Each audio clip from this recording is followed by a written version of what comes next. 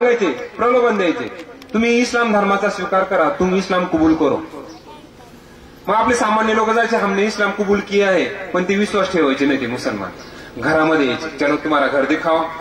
ते सैनिक घरामध्ये यायचे आणि घर पाहायचे, ज्या घरामध्ये देव देवावर आढळला याचा अर्थ हा हिंदू आहे. मग त्यांच्या कत्तली, धर्मांतर, माता भगिनींना पळून देणं, त्यांच्या घराला आग लावणं.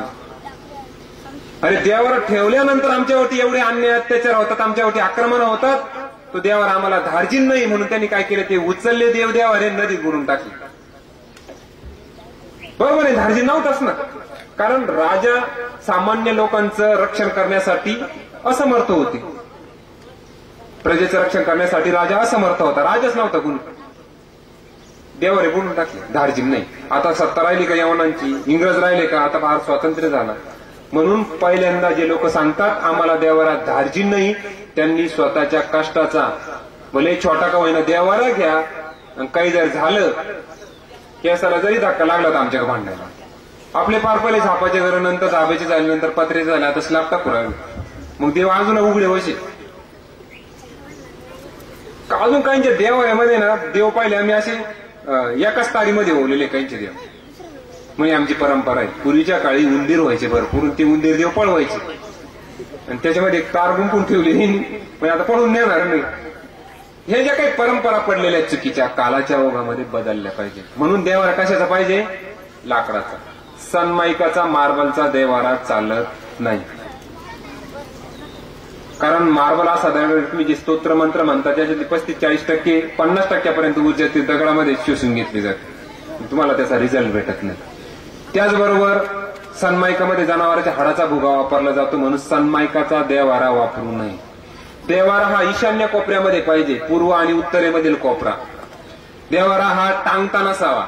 खाली जागा नसेल तर वर फळी लावा, ब्रॅकेट लावून त्याच्यावर देवारा ठेवा. आपलं शिप कायम टांगतं. आपणासारखी करती तात्काळ नाही, काळ वेळ तयार लागेल. देवारा हा भिंतीच्या कपाटात आहे काहींचे देवारे, काहींचे कोणाड्यात आहे, काहींचे खात्यात आहे.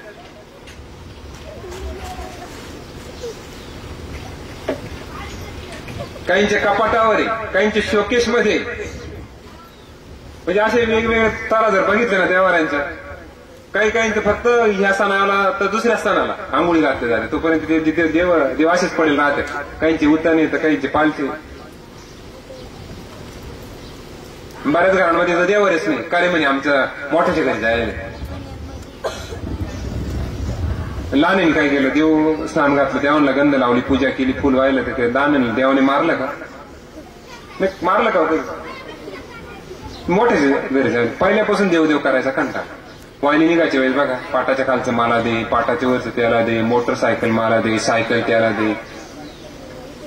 ऐक नाही, 4 इंच जमिनीवरून भांडत. आमच्या माता भगिनीचं पातेलीवरून भांडत. ठस्याचं पितळाचं पातेलं माझ्याकडेच आलं पाहिजे, मोठं पातेलं.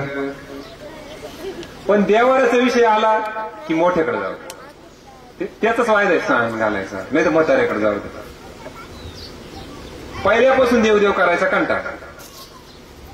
आजही मंदिरात जर गेले ना, शेंड्या करवंट्या तिला टाकतील आणि प्रसाद घरी घेऊन येतील. नारळ जर खराब झालं तर तिला ठेवून येतील, पावन झालं. एवढं खराब, एवढं खोट नारळ कोणी खालं का, त्याचा वास जर घेतला तर कुत्र सुद्धा लगेच करायची जागा बघून. म्हणजे सत्यनारायण सुपाऱ्या बारीक, किडक्या. गोमूत्र जर घेतलं 1 कप गावठ्या गाईचं गोमूत्र आणि कडुनिंबाचा पानाचा रस 1 कप एकत्र करून 6 महिन्याच्या आत HIV, एडस बरा होतो, कॅन्सर बरा होतो. कशाने, गोमूत्राने. गोमूत्र कशात धरतो, कुठतरी म्हटलं संध्याचं डॉक्टर. म्हणजे हे असं इतकं काय करावं ते सांग. मागच्या वर्षी हा विषय घेतला, दर रविवारी मी बोलतोय तरी पण ऐकूनही राहिले. वाल्याकुळ किती वाईट होता, किती वाईट. एक माणूस मारला का 1 खडा टाकायचा बारीक, 1 माणूस मारला का 1 खडा, असे 7 रांजण भरले. बरोबर ना, किती वाईट. वाल्या कोळ्यामध्ये अख्खे म्हणजे 99 गुण वाईट, 99% गुण वाईट आणि 1च गुण चांगला होता. आणि आपल्यामध्ये त्याच्या वाल्या कोळ्याच्या तुलनेत 99 गुण, 99% गुण चांगले, 1च वाईट गुण. माहिती का कोणता? वाल्या कोळ्यामध्ये 99% वाईट गुण, एकच गुण चांगला. आपल्यामध्ये 99% चांगले गुण, एकच वाईट गुण, तो म्हणजे ऐकायचं नाही. सांगितलं ना कीर्तनकार प्रवचनकाराने, ते आमच्यासाठी नाही, ते दुसरं कोणाच्या तरीसाठी होत. आणि वाल्या कोळ्यामध्ये ऐकण्याचा गुण होता बरं. नारद मुनी भेटले, अरे तू जाऊन तर विचार, मला मार, तू मारण्याबद्दल माझा विरोध नाही. त्याने सांगितलं माझ्या पत्नीसाठी, मुलासाठी, पण हे जे पाप लागतं त्या पापामध्ये भागीदार आहे का नाही पत्नी, आई वडील, मुलं? गेला तर पत्नीने सांगितलं मी नाहीये भागीदार. ऐकलं पण पश्चाताप झाला त्याला. आई वडील नाही, मुलांनी सांगितलं नाही आम्ही पापात भागीदार. फक्त ऐकलं वाल्या कोळ्याने, बस मला आता सन्मार्ग दाखवा. मग कुजंतम राम रामेति मधुराम मधुराक्षरम आरुह्य कविता शाखा वंदे वाल्मिकी कोकिलम. ऐक नाही, रामायण लिहिले रामाज. राम सुद्धा त्याला म्हणता येत नव्हतं, मरा मरा.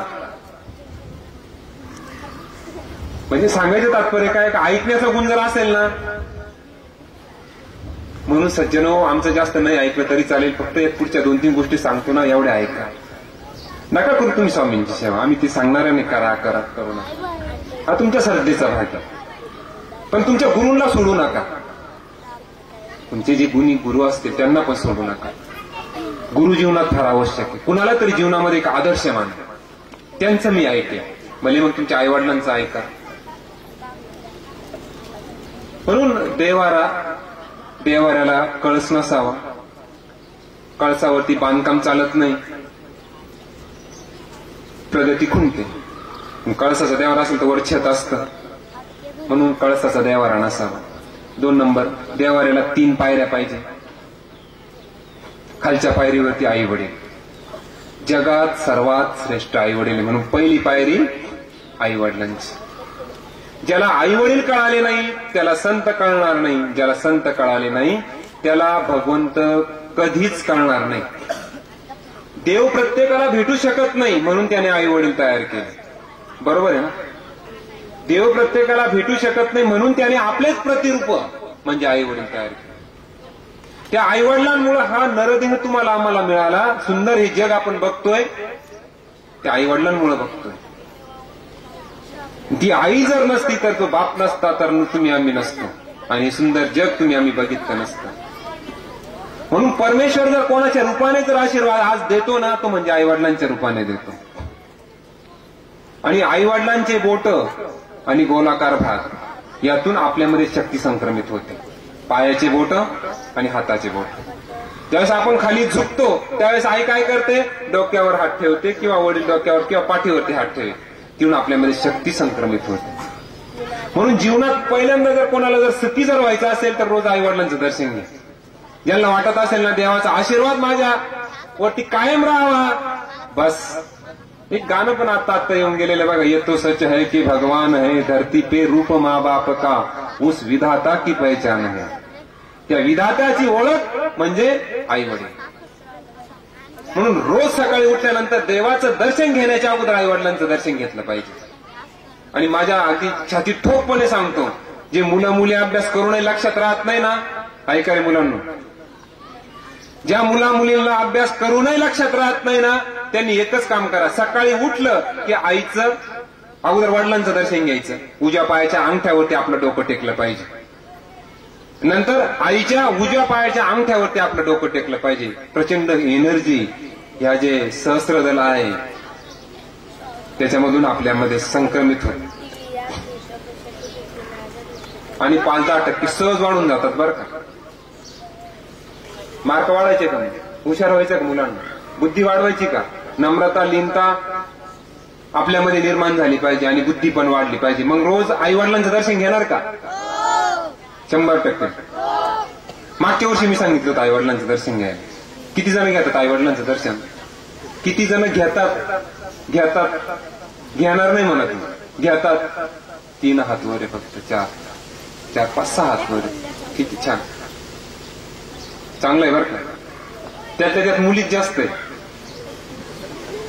तरी पण नको म्हणते मुलगी नको. ज्या पोरांनी आई वडिलांना बाहेर काढून दिलं, घराच्या बाहेर हाकलवलं, त्यांना कोण सांभाळीत आज? मुलीच सांभाळून राहील. आई वडिलांचं रोज दर्शन घेतलं पाहिजे. घेणार सर्व? आणि आई वडिलांना एक विनंती करेल, सज्जनो, आज मुलांना घडवणं म्हणजे वादळात दिवा लावण्यासारखं आहे. नुसतं वादळ नाही म्हणत मी, चक्रीवादळ. त्यात दिवा लावण्याचा प्रकार आहे. पूर्वीच्या काळी एकत्रित कुटुंब असायचे, आजी आजोबा असायचे घरामध्ये, चुलते काके असायचे. त्याच्यामुळे अनायाचे संस्कार, अनायाचे आईच्या वडिलांचा नाही धाक, पण चुलत्या काक्यांचा धाक असायचा. परंतु आजी आजोबा नाही ठेवली, चुलते काके काय आता वायरीची सारी. क्वचित एखादं कुटुंब गावामध्ये, एखादं कुटुंब एकत्र. आणि गुरुकुल व्यवस्था नष्ट केली इंग्रज, आणि ती परंपरा आम्ही पुढे चालवली. म्हणून मुला मुली हे आपल्या कुटुंबाची आणि राष्ट्राची खरी संपत्ती. पुन्हा पुन्हा ते विषय सांगण्याची गरज येऊ राहिले. हे काय रे, इकडे उभा राहा, उभा राहा, उभा राहा, उभा राहा, उभा राहा. त्याला प्रसाद पेरायचा, सत्कार करा त्याचा, ते प्रसाद लागेल. आणि पुढे पुढे येऊन बस, मारणार नाही तुला, प्रसाद घे. हे पुढे बघ, हा तुलाच म्हणतो, हा गोरट्याला म्हणून